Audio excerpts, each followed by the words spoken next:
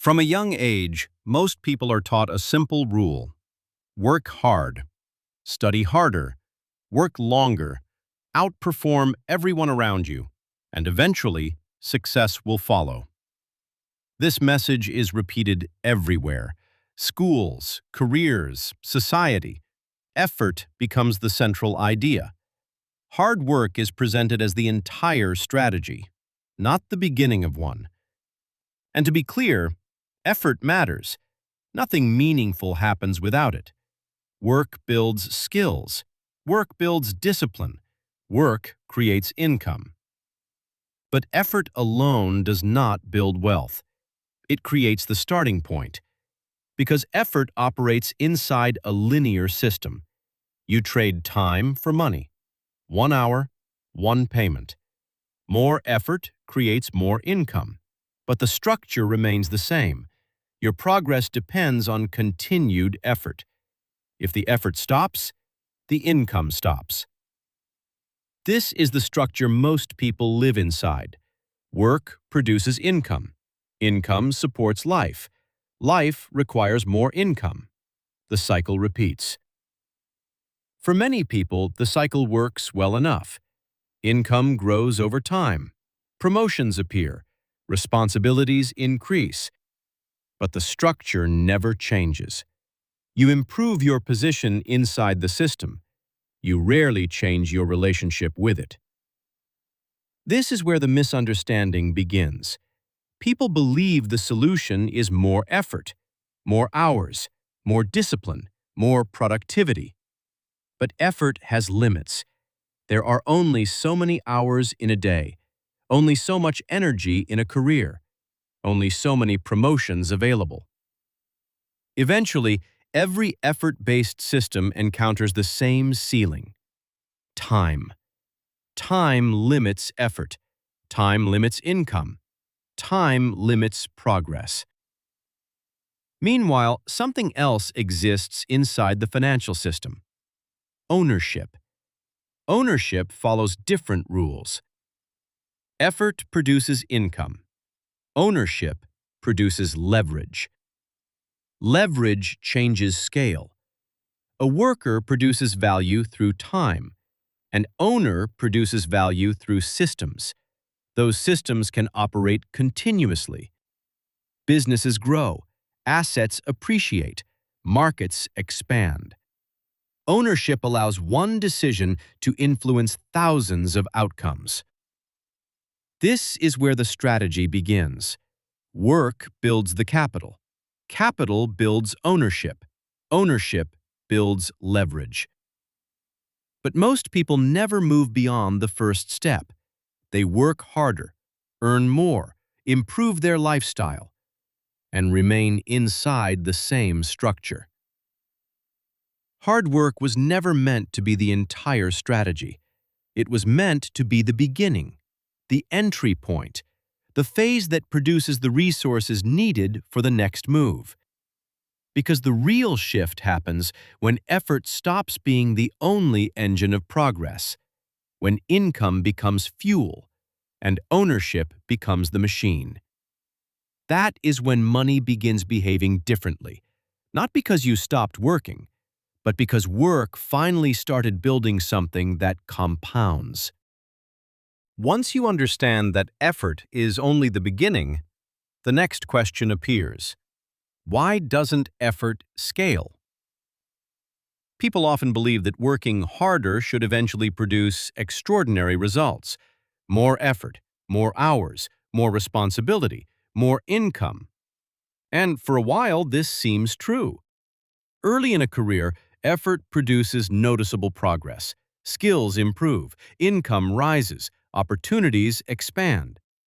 But the structure remains linear. Linear systems move step by step.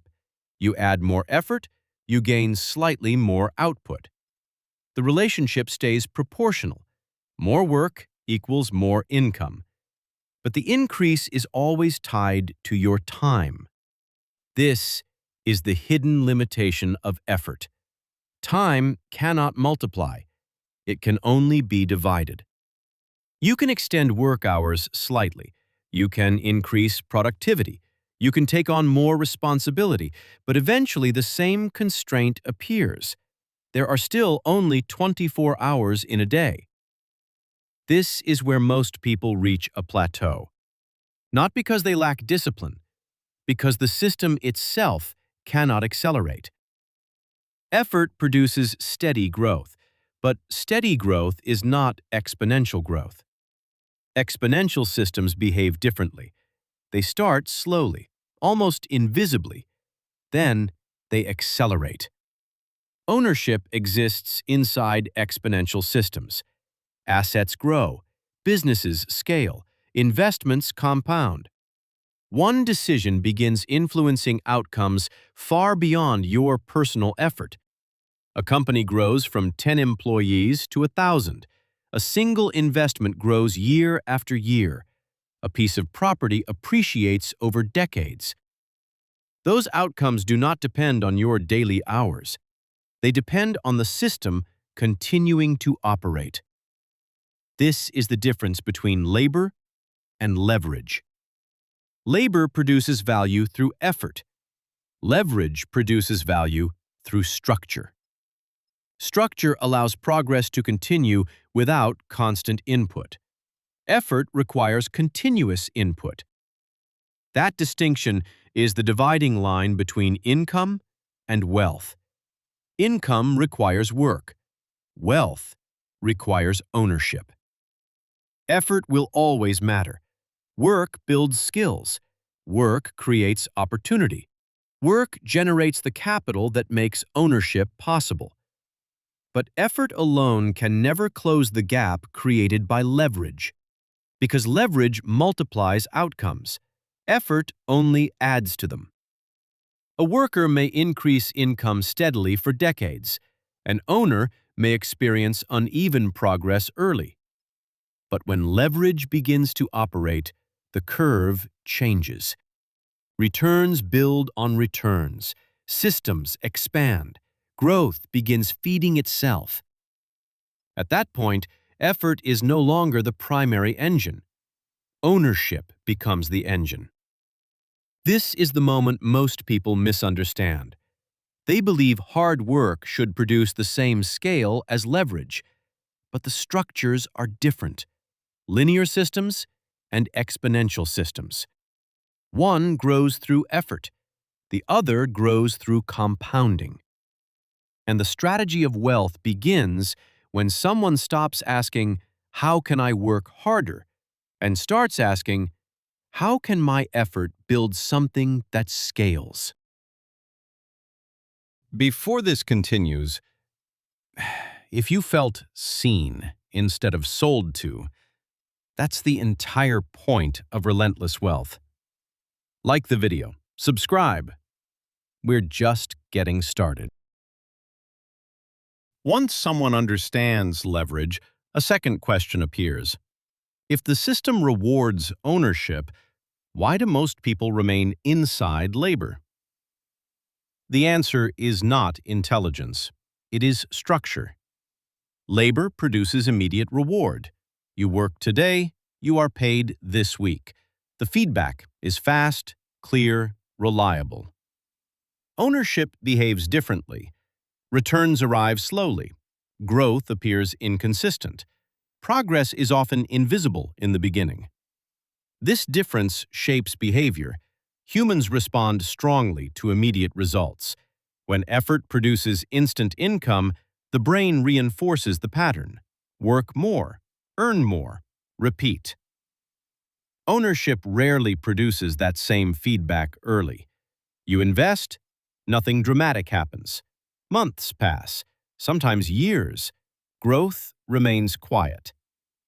This phase discourages most people because it feels inefficient compared to labor. Labor produces visible reward. Ownership requires patience. And patience is difficult inside a system that constantly rewards activity. Work harder, produce more, stay busy. The system celebrates motion. Ownership often looks like the opposite: waiting, holding assets, allowing time to operate. To someone trained inside labor systems, This can feel uncomfortable, even irresponsible, because effort feels productive. Stillness feels uncertain. So many people continue prioritizing effort, even after they intellectually understand ownership. They increase income, expand lifestyle, improve stability. But stability can quietly reinforce the labor cycle. Higher income supports higher expenses. Higher expenses require continued effort. The cycle strengthens.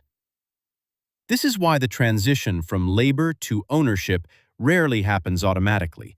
It requires a deliberate shift. Income must be redirected. Surplus must be preserved. Capital must enter ownership systems. Businesses, markets, assets, structures that continue producing value without constant effort. At first, those structures are small, a modest investment, a small stake, a piece of ownership inside a larger system. But compounding does not require large beginnings. It requires duration. The longer ownership exists, the more leverage expands.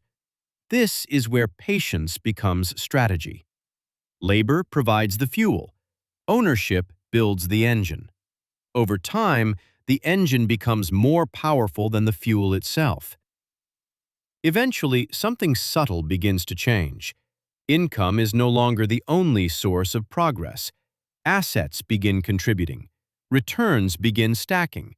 Growth begins feeding itself. This is when the relationship with work shifts. Work is no longer the entire system. It becomes one component inside a larger structure. The labor cycle begins to loosen. Ownership begins carrying more weight. And money begins moving in ways effort alone could never produce. Even when people understand leverage, most still remain inside the labor cycle, not because they lack ambition, because the system quietly rewards stability. Stable income, stable routines, stable expectations. These things create order. They reduce uncertainty. They make life predictable. Predictability feels safe, and safety is powerful. When income is consistent, the pressure to redesign your structure fades. Instead of asking how to escape the cycle, most people focus on improving their position inside it. A promotion, a higher salary, a slightly better lifestyle. All of those feel like progress, and in many ways they are. But the underlying structure stays the same. Work produces income. Income sustains life. Life requires continued work. The cycle continues. Ownership disrupts that cycle, but ownership introduces uncertainty. Assets fluctuate, markets move, businesses evolve. For someone accustomed to stability, that uncertainty can feel uncomfortable. So the safer path becomes more effort, more stability, more predictability. Over time, stability becomes dependency. Income must remain consistent to maintain the structure of life. Obligations increase, expenses rise, risk tolerance shrinks. And when risk tolerance shrinks, ownership becomes harder to pursue, because ownership requires patience through uncertainty. This is how the labor cycle quietly sustains itself. Income increases, lifestyle expands, ownership remains delayed. Delayed ownership delays leverage, delayed leverage delays compounding, and delayed compounding delays freedom. None of this happens dramatically. It happens gradually, year by year, decision by decision. Choosing stability over uncertainty, choosing lifestyle over surplus, choosing effort over leverage. Each decision feels reasonable. Each decision preserves the present, but together they reinforce the cycle. This is why understanding the system is not enough. Strategy requires action. Income must eventually move beyond consumption. It must become capital. Capital enters ownership. Ownership builds leverage. Leverage changes scale. At that point, the structure begins shifting. Work still matters, but it is no longer the only engine of progress. Assets begin contributing. Compounding begins operating. And slowly, the labor cycle loses its control, because ownership has begun carrying the weight effort once carried alone. Hard work was never the mistake. It was the beginning. Work builds discipline. Work builds skill. Work produces the income that allows everything else to happen. But the system was never designed for effort alone to produce wealth. Effort produces income. Ownership produces leverage. Those two forces operate under different rules. Income depends on time. Ownership depends on scale. When your progress depends only on effort, your progress will always move at the speed of time. But when ownership begins to compound, progress accelerates beyond time. That is the moment the strategy changes. Income stops being the destination. It becomes fuel. Fuel for assets. Fuel for ownership. Fuel for systems that continue producing value without constant effort. The transition rarely happens suddenly. It begins with small decisions, redirecting surplus, owning small pieces of productive systems, allowing time to begin working on your behalf. At first, the difference is almost invisible. Two people work hard, two people earn similar incomes, two people appear equally successful. But one structure relies entirely on effort. The other slowly accumulates leverage. Over time, leverage changes everything. Assets begin producing returns. Returns begin compounding. Growth begins feeding itself. Eventually, something subtle happens. Work stops being the only engine of progress. Money begins moving independently of daily effort. That is when the system starts behaving differently. You are no longer only participating in it, you are accumulating influence inside it.